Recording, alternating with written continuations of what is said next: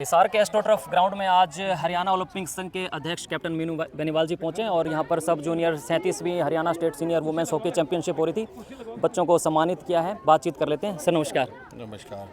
Sir, जब से आपने पदभार संभाला है, कितना डिफरेंस आप महसूस कर रहे हैं खेलों में? कितना आपको लगता है बजट देने में आप कमी नहीं छोड़ रहे हैं? लेकिन as far as the condition of the grounded, जैसे आप सभी जगह ग्राउंड आपने देखे हैं, आप खुद हिसार से एसोसिएटेड रहे हैं, कितना चेंजेस आपने महसूस किया बीते कुछ सालों में, महीनों में?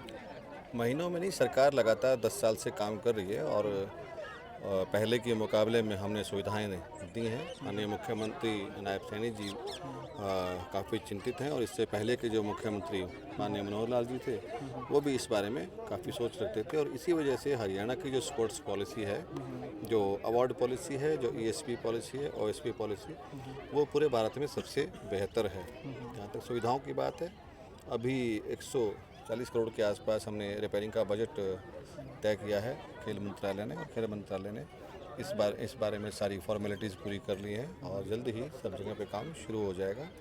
नए एस्ट्रोटर्फ भी आ रहे हैं। हमारा CSR से बैजलपुर में एक नया एस्ट्रोटर्फ आया है। इसी तरह से यहाँ भी हम कुछ डेवलपमेंट और करेंगे। हमने अलग अलग क्षेत्रों को आइडेंटिफाई किया है जहाँ अच्छा खेल है, जैसे अलगपुरा गाँव है, धनाना गाँव है, मोखरा है, मदीना है, हमारा उमरा है, हमारा कैमरी गांव है।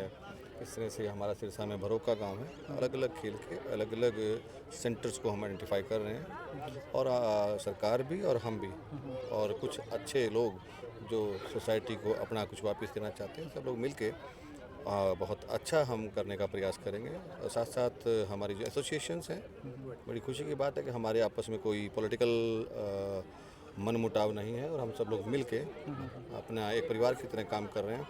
सबसे बड़ी वजह यही है कि एसोसिएशंस हमारी जो हैं, हम एकजुट होकर काम कर रहे हैं। इससे बड़ा फ़ायदा आने वाले समय में आपको देखने में मिलेगा। जी, क्योंकि हिसार में काफ़ी एक्टिव हैं बच्चे भी, स्टूडेंट्स भी, प्लेयर्स भी बहुत एक्टिव हैं, तो यहाँ पर तो फिर भी सुविधाएं मुहैया हो जाती हैं। बट आपने इंसिडेंट सुना होगा लाखन माजरा में, महम में कुछ इस प्रकार के इंसिडेंट हुए, पुराने पोल थे और वो गिर गए, एक दो इंसिडेंट हो गया था। तो इन चीज़ों को लेकर क्या क्या आपने ड्यूटी लगाई अधिकारियों के, ऑफिसर्स की, कि वहाँ भी दुरुस्त कराए जाएँ खेल के स्टेडियम? हाँ, ये एक हादसा जो लाखन माजरा का हुआ था और जो बहादुरगढ़ का था, वो काफ़ी दुखद हादसा था और उसमें मैंने और मेरे साथी हैं, जो हमारे उप प्रधान हैं ओलंपिक संघ के, सुनील मलिक जी, हमने सब लोगों ने, हमारे साथियों ने मिलके, हम पहले संस्था थे जिसने इस बात का संज्ञान लिया और उसी वक्त शाम को हमने 6 बजे एक स्पेशल मीटिंग बुला के और SIT की ऐसे जांच करवाने की और सभी कमियों को चेक करने की, इस घटना में क्या क्या हुआ, कौन दोषी है, ये चिट्ठी हमने ऑफिशियली मुख्यमंत्री जी को, माननीय खेल मंत्री जी को और जो स्पोर्ट्स सेक्रेटरी होते उस वक्त के थे नवदीप विर को लिखी थी। उसी का ये नतीजा है कि इस पे काफ़ी सीरियसनेस दिखाई गई। और जहाँ तक बात हिसार की है, हिसार डेवलप भी हो रहा है, लेकिन हमारे ओलंपिक संघ ने ऐसा प्रयास किया है। हमने सरकार से बात की है, उस वक्त के जो स्पोर्ट्स सेक्रेटरी हैं उनसे भी बात हमने की है कि हमें हिसार का महावीर स्टेडियम और भिवानी का भीम स्टेडियम ओलंपिक संघ को गोद दे दिया जाए, जिसमें अधिकारों में जो है हम कोई इंटरफेयर नहीं करेंगे। हम सिर्फ गोद चाहते हैं उसकी मेंटेनेंस के लिए, क्योंकि हमारे संज्ञान में आया था कि स्टेडियम की हालत बड़ी ख़राब है, उसमें पानी भरा हुआ था। हमने उस वक्त भी तत्कालीन जो स्पोर्ट्स सेक्रेटरी से उनसे बात भी की थी, हमने ACS पब्लिक हेल्थ से बात भी की थी और माननीय मुख्यमंत्री ने इसमें संज्ञान लिया था। लेकिन जो ग्राउंड लेवल है स्टेडियम का वो काफ़ी नीचा है, तो हम प्रयास करेंगे इसको ऊंचा करने का, 5-6 फुट ऊंचा कर लेंगे।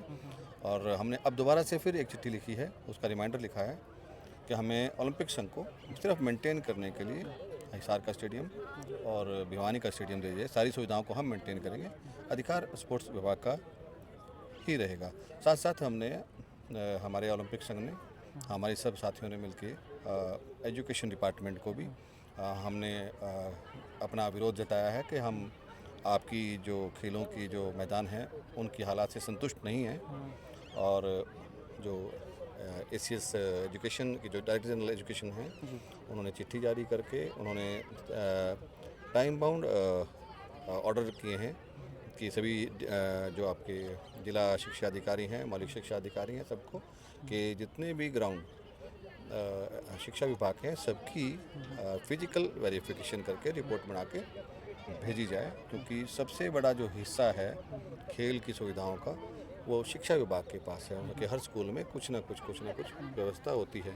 उसके बाद जो 163-64 जो स्टेडियम हैं, खेल परिसर है, वो पंचायत के पास है। तो हम पंचायत को भी हम कल ये बोल रहे हैं कि हमें सारी की सारी जो फिजिकल वेरिफिकेशन करके खेलों के मैदानों की हालात के बारे में बताया जाए। तो हम सब लोग प्रयास कर रहे हैं। जी, महावीर स्टेडियम को लेके जो प्लेयर्स हैं ना बड़े कंसर्न है, क्योंकि वहाँ पे सुबह 5 बजे दौड़ लगाने आ जाते हैं, लेकिन जुलाई में जैसे बारिश आ जाती है तो वहाँ फिर पानी भर जाता है। आपने 8 महीने पहले भी संज्ञान उसका लिया था, तो क्या आप उन प्लेयर्स को आश्वस्त कर सकते हैं कब तक वो जो है उसमें मिट्टी भर करके वो लेवल अप किया जा सकता है उसका? असल में खिलाड़ी स्पोर्ट महावीर स्टेडियम के लिए चिंताग्रस्त नहीं है। हर एक खिलाड़ी अपने अपने स्टेडियम के लिए चिंताग्रस्त रहता है। करनाल जहाँ वो बच्चा खेलता है उसको पूरा उसकी चिंता रहती है और उसका कंसर्न भी होता है। बाई चांस मैं महावीर स्टेडियम में मैं 91-92 में खेलता था, तो मेरी अटैचमेंट का हिसार से ज़्यादा है। तो मैं चाहता हूँ कि जहाँ मैं खेला हूँ, जहाँ मैं पढ़ा हूँ, उस धरती को मैं वापस कुछ दूँ। संज्ञान हमने लिया था, उसी के बाद इसका लेवलिंग भी की गई है।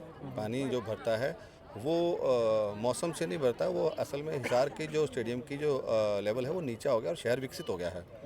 जल्दी इसके बारे में हम इसकी कुछ न कुछ ऐसा व्यवस्था करेंगे जिससे कि सब कुछ जैसा पहले हिसार स्टेडियम आज से 30 साल पहले था उससे भी बेहतर रूप में दिखाई दे। ओके, बीइंग ए प्रेसिडेंट, आप क्या विजन लेकर के चले हरियाणा के अंदर? जो प्लेयर्स हैं आप कहाँ उनको देखना चाहते हैं? और पदक तालिका में जैसे कुछ देश ऐसे हैं जो हमेशा से टॉप में रहते हैं, चाहे यूनाइटेड स्टेट अमेरिका है, जर्मनी है और देश हैं, तो आप क्या विजन लेकर के चले हैं? हम अंतिम व्यक्ति तक अपनी सुविधाओं को ले जाना चाहते हैं। हमारी जो भूमिका खेलों में है वो रेगुलेटर की भूमिका है, फैसिलिटेटर की नहीं है। और आपका कहना ठीक है कि पॉपुलेशन में हम बहुत ज़्यादा होते हुए भी हम अचीवमेंट नहीं दिखा पाते हैं। वो लोग विकसित देश हैं, हमारा देश अभी विकसित हो रहा है और जनसंख्या की वजह से भी हमें इस तरह की समस्याओं का सामना करना पड़ता है। तो ऐसा नहीं है कि हम मेडल में पीछे हैं, हम अच्छा करेंगे और इसमें हम अमेरिका को पीछा छोड़ना चाहते हैं, क्योंकि माननीय प्रधानमंत्री जी ने जो हमारे लिए लक्ष्य रखा है और जो मुख्यमंत्री जी ने, जो नायब सैनी जी ने जो सोचा है कि 36 मेडल हमारे आने चाहिए, तो हम प्रयास करेंगे कि हम हरियाणा के जो 36 मेडल की जो उम्मीद उनको है उससे आगे बढ़कर हम अपना काम करके दिखाएंगे। Thank you so much. Thank you. तो ये थे कैप्टन मीनू बेनीवाल जी, जिन्होंने आज एस्ट्रोटर्फ स्टेडियम में जो वुमेंस चैंपियनशिप थी वहाँ पर आकर के जो है बच्चों को सम्मानित किया, जो जीते अलग अलग गांव से यहाँ पर चैंपियनशिप हुई, उसमें अपनी जो है बात रखी। और हरियाणा में खेलों को लेकर के जो इनका विजन है वो भी बड़ा क्लियर किया। इनके साथ में अंकित शोरान सिंगरान से पहुँचे और भी काफ़ी जने लोग यहाँ पर पहुँचे, कोचेज़ थे, सभी को सम्मानित किया। और ये स्टूडेंट्स को जो है लगभग हॉकी को लेकर के 1 करोड़ रुपये जो है एक बजट पास करने की, ताकि उनकी जो भी दुविधाएँ हैं उनको सुविधाओं में कन्वर्ट किया जा सके। लाइटिंग की समस्या है, कोई भी समस्या उनको दुरुस्त कराने का काम करेंगे। धन्यवाद। वीडियो को खुल के शेयर करें, कमेंट बॉक्स में अपनी प्रतिक्रिया। धन्यवाद।